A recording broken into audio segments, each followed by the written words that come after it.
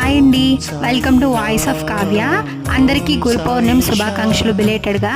రోజులాగే పూజ చేసుకున్నా అండి, కొంచెం స్పెషల్గా పులిహోర ప్రసాదం పెట్టుకున్నా అండ్ దగ్గరలో ఉన్న బాబా గారి టెంపుల్కి వెళ్ళొచ్చా అంతే. నేను ప్రతి థర్స్డే 2 అధ్యాయాలు చదువుకుంటా అండి. అలాగే నిన్న కూడా చదువుకున్నా అండ్ నిన్న 2 కాకుండా 3 చదువుకున్నా, 3 చాప్టర్స్ చదువుకున్నా. 3 చాప్టర్స్ చదివేటప్పుడు మనకు అనిపిస్తుందండి, అంటే ఈరోజు మనం ఎలా అంటే ఏ థాట్లో ఉన్నామో అదే థాట్లో ఆ రోజు స్టోరీ వచ్చింది, అనుకోకుండా ఆ రోజు అధ్యాయాలు వస్తాయి. ఎంత బాగా అనిపిస్తుందో. ఓకే, మీకు ఇప్పటి వరకు నేను చదువుకున్న వాటిలో చిన్న చిన్న స్టోరీస్ మీతో షేర్ చేసుకోవాలంటే కామెంట్ చేయండి.